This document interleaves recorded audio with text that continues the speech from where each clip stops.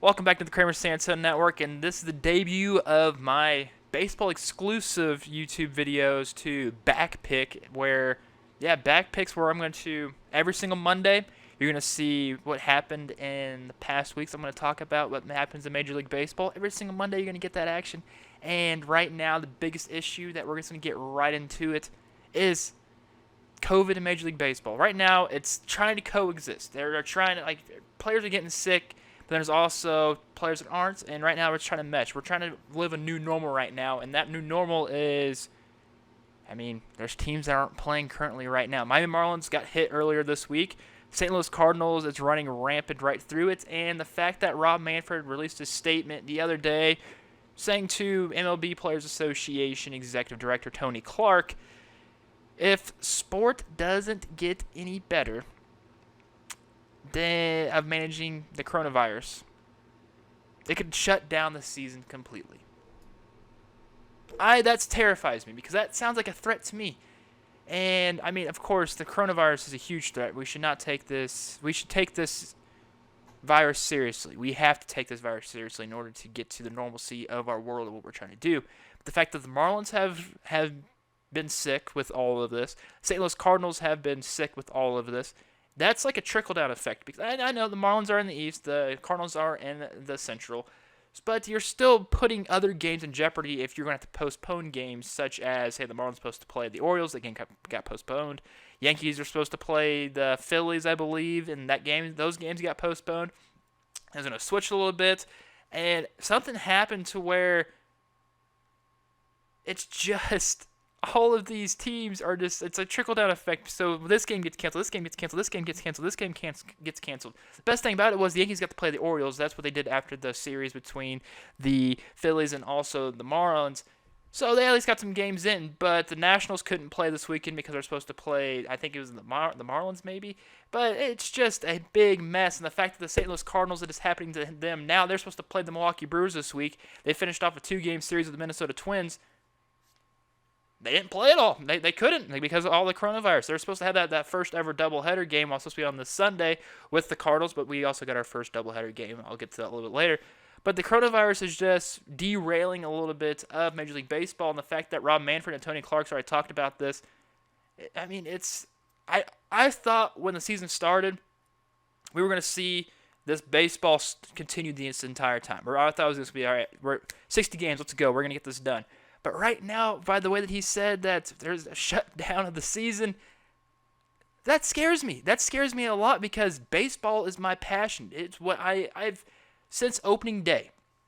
So Thursday, 2 Thursdays ago, was the Nationals versus Yankees. I've probably watched over about 25 baseball games during that time. Over 25. It's probably close to 30 because I'll watch. If there's baseball on TV, I'm sitting down and watching it, especially during baseball season.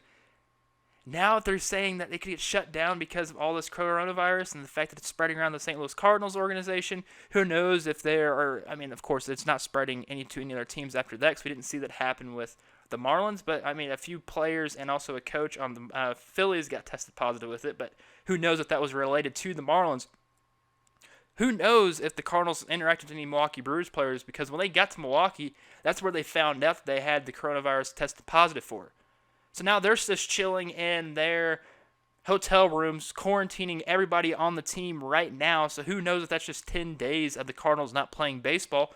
There's guys like Adam Wainwright right now that's just working on his golf game. If there's a picture or something I'm going to put up here as well in this video.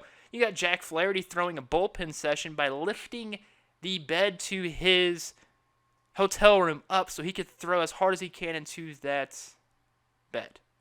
You're telling me that he's going to put a hole through that at some point? I bet he will end up damaging that mattress. But, it's the fact that at least some players are trying to stick with it and still play baseball, still practice, and still try to keep their craft going during this time of being quarantined. Even if it's, apparently all the Cardinals players, they were not releasing the names. Multiple tests came out positive on Sunday, and we all know everybody wants to play, and we have to stay safe, and all the pitchers in the St. Louis Cardinals organization is where it's gone through, so I hope Jack Flaherty is fine. If he's posting pictures of what he's throwing into and Adam Wainwright's chipping his golf club, doing some dude-perfect trick shots, you at least got to think those two guys are fine. At least I would hope that those two are fine. But the COVID is just running through teams right now. And we already know if two players get tested positive, they're shutting that team down for at least a few games to figure something out. And it's smart. That's a good thing that Major League Baseball is doing that. But it's affecting other games. And I kind of have a solution to all that affecting other games. And we'll just go with the St. Louis Cardinals for this instance. They're in the National League Central. They'll play National League Central teams and also at least 20 games in the AL Central against AL Central opponents. So, say you're the St. Louis Cardinals and you have COVID. And you might have gotten it from a different team because they were in Minnesota. That's where apparently they contracted the virus. At least some players contracted the virus there.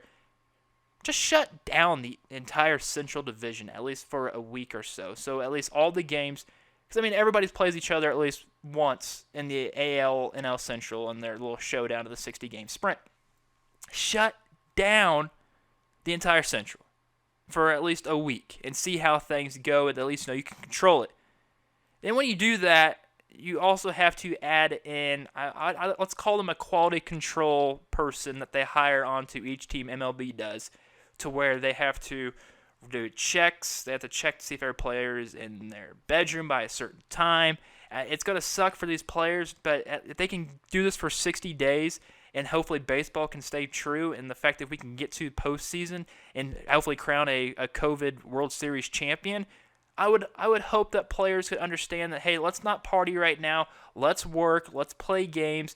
Let's get these done, and hopefully hope for the best to get through an entire season without our players being sick, without getting sick from COVID-19. They get some other type of illness. It's not good to get sick, but if it's not COVID-19, then it's fine because you at least know you can't transmit it to somebody else, or if somebody's asymptomatic, someone's not. Because, listen to Freddie Freeman's hearing his stories of what he was feeling through the entire time when he had the virus. It's scary.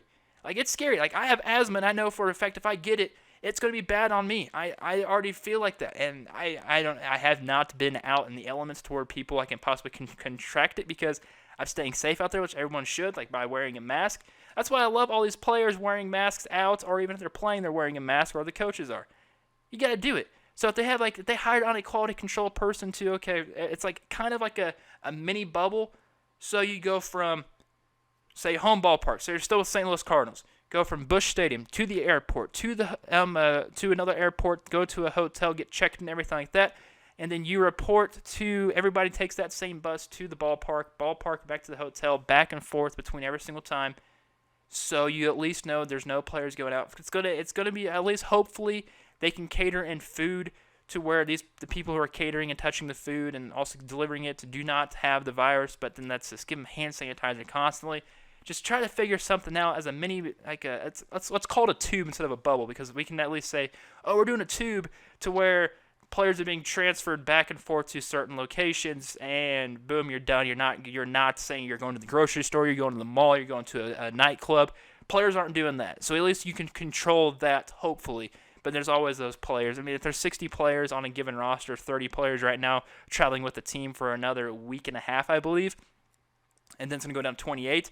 At least when when it goes down to 26, you at least have 26 bodies you got to account for. That's the only thing positive. But if they can do some of a tube type bubble to if they have to do that starting now, that'd be awesome. But if an entire team gets it, just shut down the division of the AL and NL, because they're all going to play each other this entire season. You don't want to be spreading the passing around to different teams. It's kind of like seeing how the Marlins had it, a few players, the Phillies had it, and they're playing the Yankees and the Orioles. If those two players if any player would have got it from the Yankees or the Orioles, it would have been a lot of hell to pay, and I bet there would have been a lot of it would have shut down. You got to think it would have shut down the entire AL East if that would have actually happened. But then the West is good. Haven't heard any reports on any type of players. There's more players opting out. But that's my little fix, I guess, for this entire thing. But it's a lot easier said than done. I know me talking into a mic may think that I'm fixing the world problems right now, but I'm technically not. I'm just trying to give out my suggestions right now.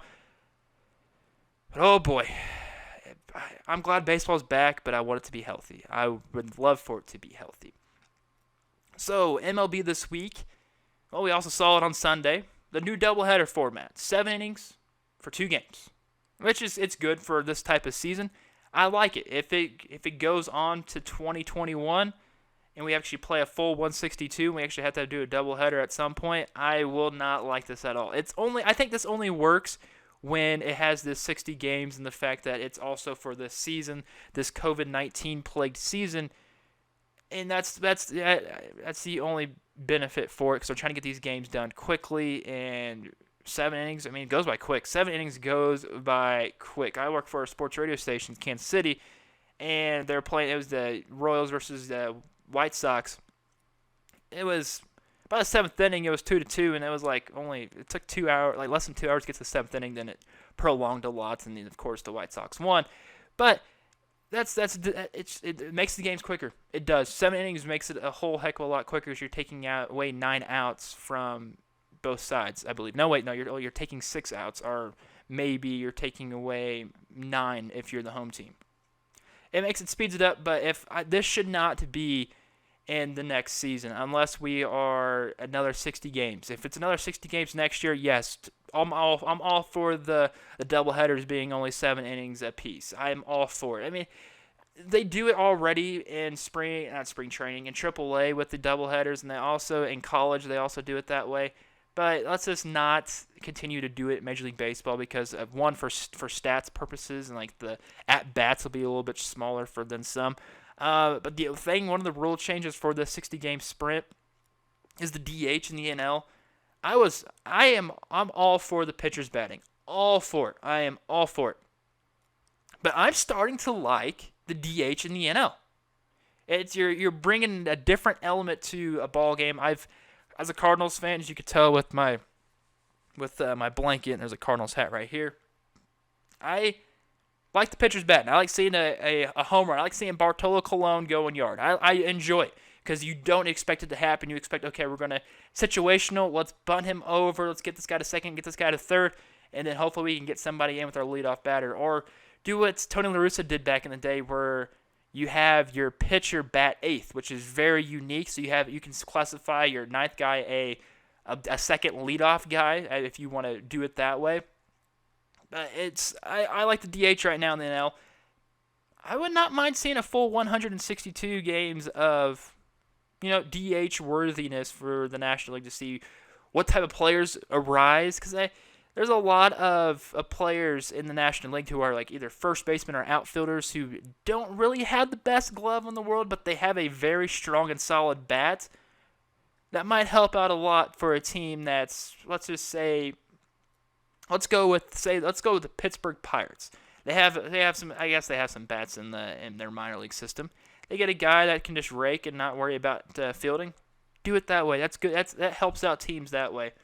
Because I'd rather force in a bat rather than force in an out. That's just me. But I'd like to see a full 162 to see if I can actually go for it, or if they want to keep that to the DH in the NL. Who knows? I think teams might say, hey, this wasn't actually that bad. We actually got somewhere with something, and it actually worked out. So far, big surprises this season in Major League Baseball. Well, it's got to be the Baltimore Orioles. They're 5-3 right now. The Baltimore Orioles are actually doing really good. They just swept the Rays, and this is a team that had Tommy Milone out there, which I always do in a FanDuel lineups. I just put out a limb there. I put Tommy Milone in there, former Oakland Athletic pitcher. Hey, shout out to the Oakland Athletics. If I can touch the hat real quick. There we go. Tommy Malone's a good pitcher, and the fact that I started him, did pretty good, got the win today for Baltimore. Good for them. Baltimore, the number 2 team in the AL East actually right now. The number 2 team. They beat the team that I believe was in the wild card game, last year with the Tampa Bay Rays, a Tampa Bay Rays team that is analytically driven, that got beat by probably the worst baseball team in Major League Baseball. Good for you. Good for you guys. Hopefully they can sign Puig because, Puig needs to get on a team. The Twins right now, 7-2. The thing that shocks me the most is the run differential. They have 46 runs scored, and they only get up 24. So right now, their bats are moving, their pitchers are pitching, and they are just making everything solid and sound as a team-wise in general. It's from top to bottom. The bullpen may mess up a little bit. Their pitching can get there in their long duties. Granted, Homer Bailey just got put on the IL, but they have like a next man up mentality to where that bullpen is a veteran bullpen, when you got Tyler Clippard in there, who's been there for about 13 seasons, you have Sergio Romo in there, who's been about for 14 seasons, it seems like. They have a veteran alliance. I mean, Rich Hill. Is Rich Hill even on that team? I feel like he is. Kenta Maeda, he's a young, not a young, he's kind of a veteran at this point, because since he came from overseas over here to the Major League Baseball, he's got a lot of experience there. The Twins is the scariest team in the world. You got Miguel Sano, who hits bombs constantly. Nelson Cruz hits bombs constantly. Eddie Rosario, Jorge Polanco can also flip it out to left or right field, wherever they want to place it.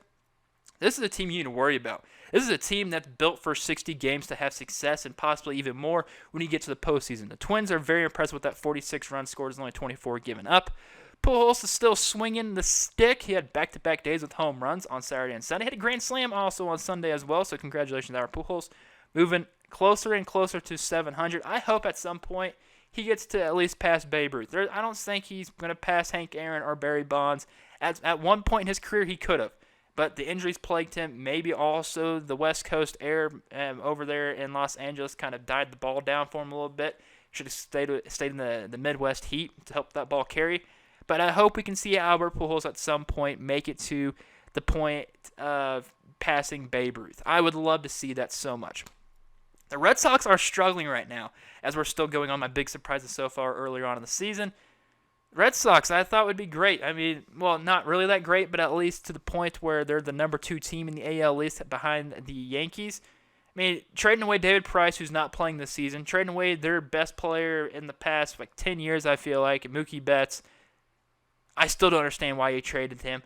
JD Martinez has been sluggish. Rafael Devers has been sluggish. Xander Bogaerts just hit 2 home runs the other night against the Yankees, last night against the Yankees. Their pitching is terrible. Chris Sale's out for the season. The only person that you would say that they have is Nathan Eovaldi, who's the number 1 guy, who's usually a number 3 or 4 in a slot of a rotation. Not Boston Red Sox, you are not looking good right now at all. So that's my biggest surprises so far currently. Now we have a trade that happened because of, I'm assuming they made this trade, they made this trade earlier on Sunday morning, where the Giants traded Billy Hamilton to the Mets for a pitching prospect. So that they're going to get a little bit quicker. You would think this trade only came into effect because, one, Billy Hamilton's really quick, and during those extra innings, start that player off at second base. Billy Hamilton is built for that. He can just be that guy that, all right, I'll just run. I'll get paid just to run and try to score during extra inning times. That's exactly what the Mets will do if the Mets was actually good and they're able to at least possibly be in the lead or tie it to where we could possibly go to extra innings. Mets are in a terrible shape right now. The trade deadline is August 31st, so with that trade that happened to yesterday,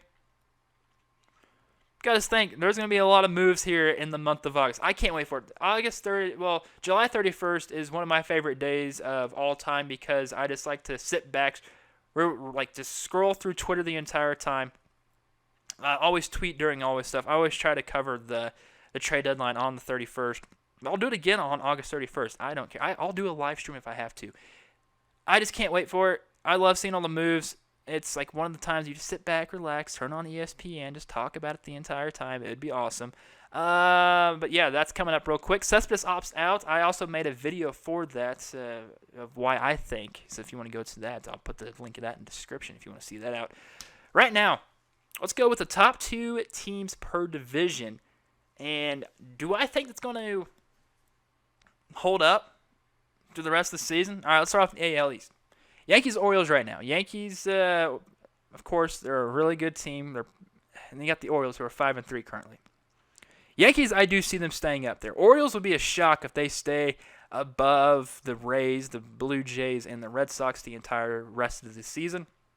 They've only played 8 games, and if they want to stay up on top of up in the mountain, or this number 2 spot in the mountain, because if you're in the top 2 of your division, I'd hope you'd make the playoffs with the extended version of it this year.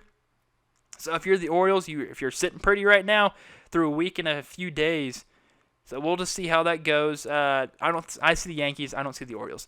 Twins, who are 7-2 currently. The White Sox are 5-4. I believe these are the 2 teams in the AL Central that will continue to be pushing along. The White Sox just swept the Royals. The Twins keep on hitting, and they keep on pitching, so I don't see those 2 teams slowing down anymore. You You got over in the AL West, the Athletics, who are 5-4, and the Astros, I believe, who are also 5-4. I did not check. Maybe they're 5-5 right now.